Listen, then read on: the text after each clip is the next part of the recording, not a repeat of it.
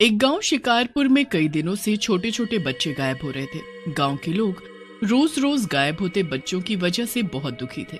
एक रात बंटी नाम का लड़का एक झाड़ी के पास मिलता है। गांव वाले बंटी को घेर लेते हैं। थोड़ी देर में बंटी को होश आता है। गांव वाला बंटी से पूछता है, ओ बंटी बेटा, क्या हुआ? तुम ऐसा हालत में कहाँ पर थे अब तक? गांव वाले की बात सुनकर बंटी रोते हुए कहता है, अंकल, मैं कल घर के बाहर खेल रहा था, तभी एक चुड़ैल जैसा कोई आया और मुझे उठाकर ले गया। उसके बाद मुझे कुछ नहीं पता। अभी सोहन नाम के गांव वाले की नजर बंटी के पेट पर पड़ती है। बंटी के पेट पर चीरे का निशान होता है।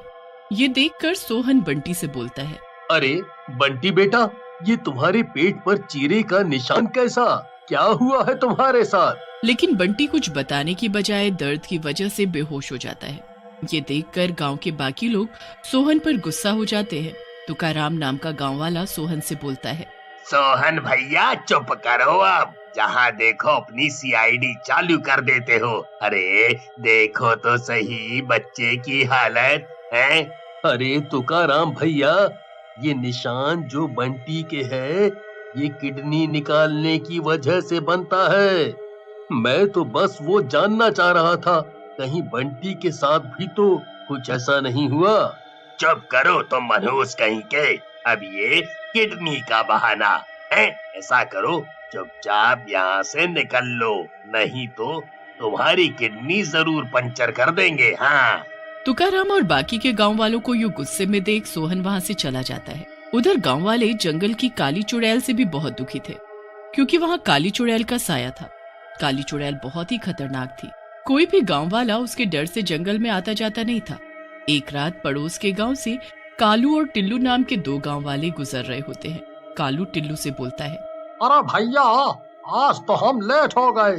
ये काली चुड़ैल ना मिल जाए रास्ते में, फिर हम क्या करेंगे? तुम्हारा तो पता नहीं, लेकिन हम अपना इंतजाम करके चलते हैं।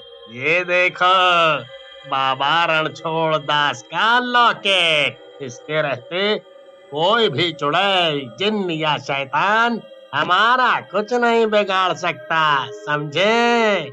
अब चले चलो चुपचाप। टिल्लू का आत्मविश्वास देखकर कालू भी हैरान रह जाता है और बोलता है, भैया, आपको पूरा विश्वास है ना, इस लॉकेट के रहते वो चुड़ैल हमारा कुछ नहीं बिगाड़ पाएगी?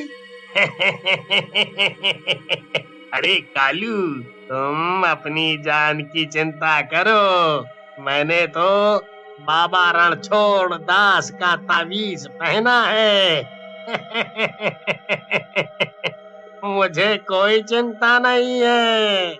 लेकिन टिल्लू और कालू को नहीं पता था कि उनकी बातें उनके ऊपर उड़ रही चुड़ैल सुन रही है। चुड़ैल हंसती है और बोलती है, बाबा रणछोड़ दास का लॉकेट। अभी मजा चखाती हूँ इन दोनों को। ऐसा कहकर चुड़ैल कालू और टिल्लू के सामने आकर खड़ी हो जाती है। कालू तो चुड़ैल को देखकर वहाँ से उल्टा भाग जाता है और चिल्लाने लगता है, अरे भागो रे भागो, अपनी जान बचाकर भागो, ये काली चुड़ैल आ गई हमारे सामने, बताओ। कालू को भागता देख चुड़ैल हंसने लगती है और टिल्लू से बोलती है, तू नहीं भागा टिल्लू, तुझे मुझसे डर नहीं लगता? चल भाग जा, नहीं तो मैं तुझे मारकर खा जाऊंगी। चुड़ैल की बात सुनकर टिल्लू हंसता है और बोलता है, चुड़ैल जी, मुझे कोई डर नहीं लग रहा आपसे, क्योंकि मेरे पास रणछोड़ दास बाबा का लॉकेट है। हिम्मत हो तो छू कर दिखाओ। टिल्लू के ऐसा बोलते ही चुड़ैल को गुस्सा आ जाता है और वो टिल्लू के पास जाकर टिल्लू को जोर से थप्पड़ मारती है। ये ले तेरे रणछोड़ दास के ताबीज की ताकत, और कुछ चाहिए तो बता। चुड़ैल का थप्पड़ पड़ते ही टिल्लू का दिमाग झन्ना जाता है और वो चुड़ैल से रोते हुए कहता है, चुड़ैल जी मुझे माफ कर दो। मुझे इस बाबा के चक्कर में फंस गया था मैं। मुझे पता चल गया है ये बाबा ठग है, ये मुझे मरवा देगा। टिल्लू को यूं रोते देख चुड़ैल को टिल्लू पर दया आ जाती है और वो टिल्लू को छोड़ देती है और बोलती है, सुन टिल्लू, तुझ पर मुझे दया आ गई है इसलिए मैं तुझे छोड़ रही हूँ, लेकिन तुझे मेरी भूख मिटाने के लिए गांव वाले यहाँ लाने पड़ेंगे, समझा? आज से तू मेरा एजेंट बन गया है। फिर टिल्लू चुड़ैल को रोज एक गांव वाला लाने का वादा कर वहां से चला जाता है और घर पहुंचता है। घर पर कालू और टिल्लू की पत्नी टीना बैठे होते हैं। टीना टिल्लू को देखकर खुश हो जाती है और बोलती है, आप आ गए, मुझे पता था कि आप वापस आओगे। ये मनहूस कालू कब से कह रहा है कि चुड़ैल तुम्हें खा गई। कालू का नाम सुनकर टिल्लू गुस्से में भड़क जाता है और बोलता है, मत ले उस मनहूस का नाम अपने मुंह से। ये तो उस चुड़ैल के पास छोड़ आया था मरने के लिए मुझे। ये तो मेरी किस्मत अच्छी थी जो मैं बच गया। अरे टिल्लू भाई, मेरी क्या गलती थी? तुम ही उस बाबा रणछोड़ दास के गुण गा रहे थे। मैं क्या करता भला? मेरे पास तो कोई जादुई ताबीज भी नहीं था। मुझे भी तो अपनी जान बचानी थी। ऐसा कहकर कालू गुस्से में वहां से चला जाता है।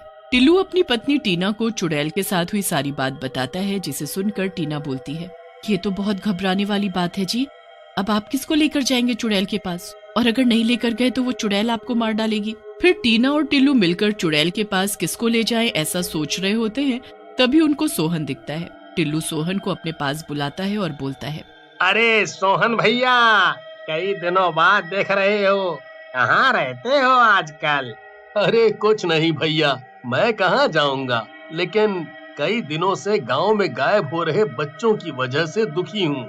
फिर सोहन गांव में गायब हो रहे बच्चों के बारे में टिल्लू को बताता है, लेकिन टिल्लू का सारा ध्यान तो इस बात पर होता है कि सोहन को चुड़ैल के पास चलने के लिए कैसे राजी किया जाए। सोहन की बात सुनकर टिल्लू बोलता है, भैया, आपकी बात सुनकर तो मुझे ये काली चुड़ैल का काम लगता है। कल मैंने जंगल में कुछ बच्चे भी देखे थे, क्यों ना जंगल में चलकर देखा जाए। बच्चों की खातिर सोहन जंगल में चलने के लिए राजी हो जाता है। फिर उसी रात सोहन और टिल्लू दोनों चुड़ैल के पास चले जाते हैं। चुड़ैल टिल्लू का इंतजार कर रही होती है। टिल्लू को देखकर चुड़ैल बोलती है, शाबाश मेरे टिल्लू, मुझे पता था कि तू अपना वादा नहीं तोड़ेगा। तू इस लड़के को यहाँ लेकर आ गया। चल अब भाग जा यहाँ से, मुझे इसका शिकार करने दे। इससे पहले कि सोहन कुछ समझता और करता, टिल्लू वहाँ से भाग जाता है। पहले तो सोहन डर जाता है, लेकिन फिर अपनी हिम्मत बांधकर चुड़ैल से कहता है, ऐ चुड़ैल, तुझे मेरी जान लेनी है तो ले ले, लेकिन गांव के बच्चों को छोड़ दे। और तू कब से उनकी किडनी बेच रही है? हाँ? सोहन की बात सुनकर चुड़ैल हैरान रह जाती है। वो सोहन से बोलती है, मैं तेरी बहादुरी देखकर बहुत खुश हुई सोहन, लेकिन मैं बच्चों और बूढ़ों को नहीं मारती, न मैंने कभी ऐसा किया है। और ये किडनी विडनी चुराना तो तुम जैसे इंसानों का काम है, हम चुड़ैलों का नहीं। तुम्हारी बात से मैं बहुत खुश हुई सोहन।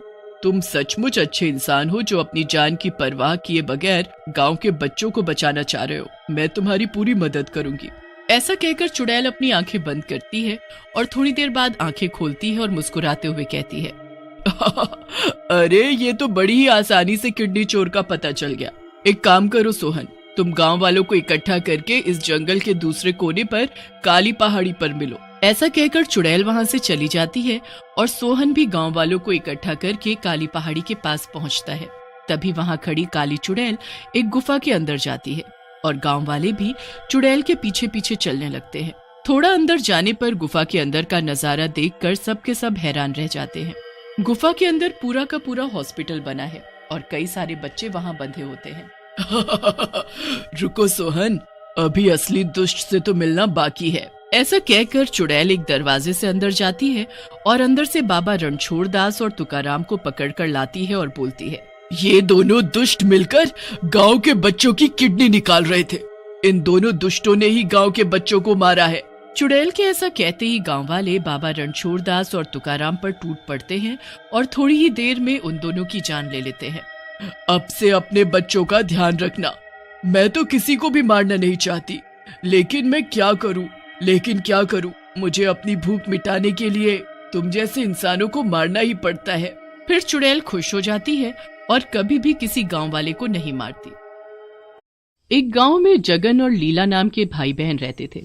दोनों के माँ बाप नहीं थे और वही एक दूसरे का परिवार थे। जगन बड़ा था और लीला उससे 2 साल छोटी। लीला और जगन हमेशा साथ रहते और एक दूसरे के बीच बहुत प्यार था। जगन अपनी छोटी बहन का बहुत ध्यान रखता था। लीला भी अपने भाई को बहुत ही प्यार करती थी। जगन अपनी बहन की सारी जरूरतें पूरी करता था ताकि उसे कभी किसी चीज की तकलीफ ना हो। जब लीला बड़ी हो जाती है तो जगन उसकी एक अच्छे घर में शादी करवा देता है। वो अपनी बहन की विदाई पर खूब रोता है। लीला को भी काफी दुख होता है अपने भाई से बिछड़ने का। तुम रो मत भाई, अब बस अच्छे से काम करना, माँ बाबूजी का ध्यान रखना, अब तुमको ही सब कुछ देखना है। लीला की विदाई हो जाती है और वो अपने ससुराल पहुंच जाती है। लीला के ससुराल वाले बड़े ही लालची होते हैं। वो लीला को बहुत ही परेशान करते हैं और उसे अपने भाई से कभी सामान तो कभी पैसे लाने को बोलते हैं। लीला इन सब से साफ इनकार कर देती है तो वो उसे घर से ही निकाल देते हैं। लीला बहुत रोती है और जाने से मना करती है, पर उसका पति और ससुराल वाले उसे धक्का देकर घर से निकाल देते हैं। बेचारी रोते हुए वहां से चली जाती है और दूर एक पेड़ के नीचे जाकर बैठ जाती है। अब मैं क्या करूं, कहाँ जाऊं?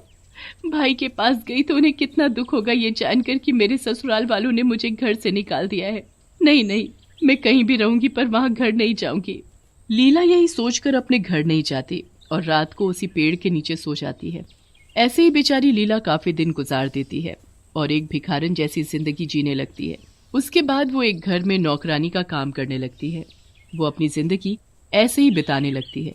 दूसरी तरफ लीला का भाई लीला से मिलने उसके ससुराल जाता है। आस पड़ोस में पूछने से पता चलता है कि वो लोग वहाँ से मकान बेचकर कहीं और चले गए हैं। मेरी बहन कहाँ चली गई? वो ऐसे तो नहीं कर सकती। आखिर कहाँ गए ये लोग? जगत बड़ा परेशान हो जाता है और हर जगह पता लगाने की कोशिश करता है। इतने दिन निकल जाते हैं पर कुछ भी पता नहीं चल पाता। जगत बहुत रोता है। उसे समझ ही नहीं आ रहा होता कि करे तो क्या करे। वो हार कर वापस घर चला जाता है। एक दिन जब लीला काम करके जा रही होती है तो उसकी मालकिन उसे बुलाती है। जी मालकिन, देखो कुछ दिन बाद राखी है। तुम्हारा भी भाई है जिसे तुम बहुत याद करती हो। तुम उसके पास हो आओ, वो तुम्हारे लिए परेशान हो रहा होगा। राखी? मुझे तो पता भी नहीं था। मैं भाई से मिलने जरूर जाऊंगी।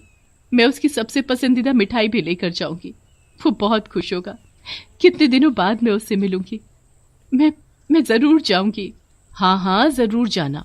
लीला अपने भाई से मिलने जाने के लिए बड़ी ही बेचैन होती है। वो अपने सारे पैसे इकट्ठे करके उसके लिए जाने क्या क्या खरीदती है।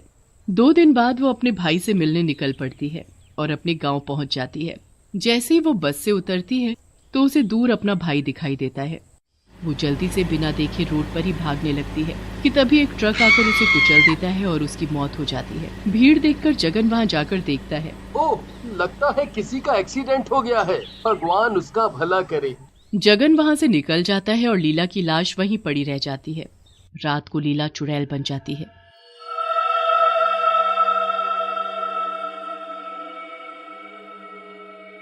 मेरा जगन भाई, भगवान ने मेरे साथ ऐसा क्यों किया? मेरी क्या गलती थी? मैं इतने महीनों से अपने भाई से मिलने का इंतजार करती रही और आज जब वो मेरे सामने आया तो मैं उससे मिल भी नहीं पाई। एक राखी तक नहीं बांध पाई। मेरी राखी ऐसे ही रह गई। आधी रात होने पर वो अपने भाई के पास जाती है और चुपके से उसे दूर से देखने लगती है। लीला राखी को जगन के बगल में रखकर चली जाती है। सुबह जब जगन की आंख खुलती है तो वो अपने पास रखी हुई राखी और मिठाई को देखकर बड़ा हैरान हो जाता है। वो जल्दी से बिस्तर से उठकर खड़ा हो जाता है और अपनी बहन को पुकारने लगता है। लीला बहन, तुम आ गई हो ना? ये राखी और मिठाई तुम ही लाई हो ना? सामने आओ, मेरे सामने आओ। ऐसे मत करो। मैं कब से तुम्हारा इंतजार कर रहा था। मुझे पता था तुम जरूर आओगी। अब मुझे ऐसे परेशान मत करो और जल्दी से सामने आ जाओ। जगन पूरे घर में अपनी बहन को ढूंढ लेता है पर लीला तो कहीं भी नहीं होती। जगन को कुछ समझ नहीं आ रहा होता कि आखिर वो राखी और मिठाई उसके पास कैसे आई। उस मिठाई के बारे में तो बस उसकी बहन ही जानती थी। उसका मन बिल्कुल शांत नहीं रहता। पूरा दिन वो परेशान ही रहता है। रात को उसे बड़ी ही मुश्किल से नींद आती है। जैसे ही वो सोता है वैसे ही लीला चुड़ैल वहां दोबारा आ जाती है। मैं आ गई भाई, ये देखने की आपने मेरी मिठाई खाई या नहीं, मेरी लाई राखी बांधी या नहीं। लीला अपने भाई को देखती है पर जगन का हाथ तो खाली होता है, उसमें कोई राखी नहीं बंधी होती। फिर वो मिठाई की तरफ देखती है तो वो भी ऐसी ही है। ये क्या, ना तो भाई ने मेरी राखी बांधी और ना मिठाई खाई। ऐसा क्यों? उनको पता नहीं चला क्या कि ये मैं लाई हूँ? क्या मेरा भाई मुझे भूल गया? पर ऐसा नहीं हो सकता, मेरा भाई मुझे कभी नहीं भूल सकता, वो मुझे बहुत प्यार करता है। लीला बड़ी परेशान हो जाती है कि जगन ने आखिर राखी क्यों नहीं बांधी। वो लाई हुई राखी को उठाती है और खुद अपने भाई के हाथ पर बांधने लगती है। पर फिर उसे अचानक याद आता है कि उसकी माँ ने मना किया था कि सोते हुए किसी को राखी नहीं बांधते। माँ ने मुझे एक बार मना किया था कि सोते हुए राखी नहीं बांधते। राखी तो भाई को सामने बिठाकर उसकी आरती उतारकर पूरे तरीके से बांधी जाती है। अब मैं क्या करूं? कैसे ये राखी अपने भाई को बांधूं? लीला खड़े खड़े अपनी राखी को देख ही रही होती है कि अचानक जगन की नींद टूट जाती है और वो करवट लेने लगता है। लीला घबरा जाती है कि कहीं उसका भाई उसे उस रूप में ना देख ले, और उसी डर से उसके हाथों से राखी नीचे गिर जाती है। लीला जल्दी से वहां से गायब हो जाती है।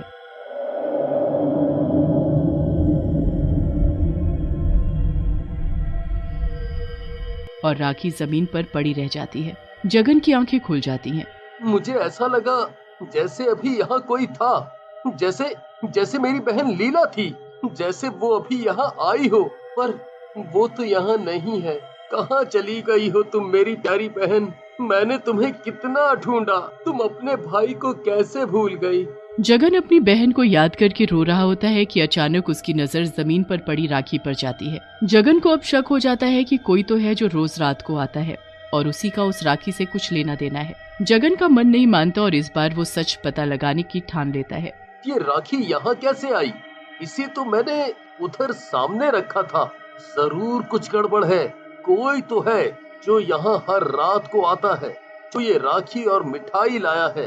कोई तो है, पर कैसे पता लगाऊं? एक काम करता हूँ, आज मैं इस राखी को छुपा देता हूँ। जगन रात होने का इंतजार करने लगता है और जैसे ही रात होती है वो अपनी आंखें बंद करके लेट जाता है और सोने का नाटक करता है। उसके सोते ही लीला वहां पर फिर से आ जाती है।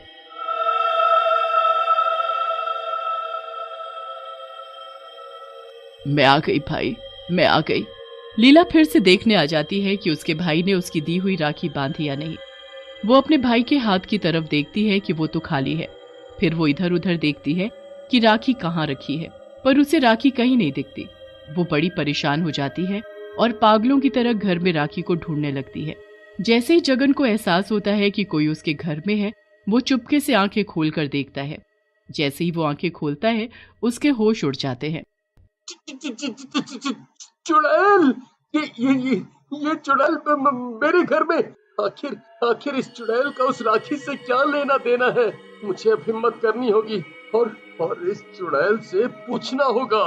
लीला अपने भाई को सामने देखकर परेशान हो जाती है।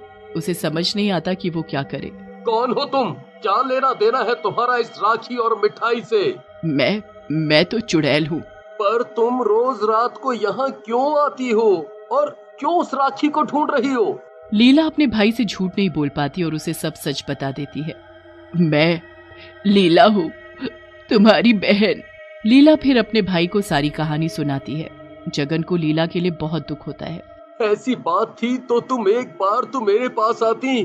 तुमने इतना वक्त इतनी गरीबी में गुजारा और इतना सब सहा। मैं तुम्हें तकलीफ नहीं देना चाहती थी, बस इसलिए यहाँ वापस नहीं आ पाई। पर जैसे ही राखी आई तो मुझसे रहा नहीं गया। मैं तुमसे मिलने गांव तो आई और तुम मेरे सामने ही थे, पर मेरा ध्यान रोड पर आते ट्रक पर नहीं गया और मैं उसके नीचे आकर मर गई। मतलब उस दिन वो एक्सीडेंट से एक लड़की की मौत हुई, वो तुम ही थी? हे भगवान! अब तुम अफसोस मत करो, मेरी जिंदगी शायद इतनी ही थी। अब मैं मुक्ति चाहती हूँ भाई। ये राखी मैं उस दिन से लेकर भटक रही हूँ। मुझे ये राखी तुमको बांधनी है। कल राखी का त्योहार है और मैं ये राखी तुमको बांधना चाहती हूँ। हाँ बहन, मैं भी तुमसे ये राखी बंधवाना चाहता हूँ। बस अगले दिन राखी के त्योहार पर जब सारी बहनें अपने अपने भाइयों को राखी बांध रही होती हैं, तब जगन भी अपनी बहन लीला से राखी बंधवाता है। लीला की आत्मा को तब जाकर शांति और मुक्ति मिलती है। उसके बाद जगन वो राखी अपने हाथ से कभी नहीं उतारता और जिंदगी भर उसे बांध कर रखता।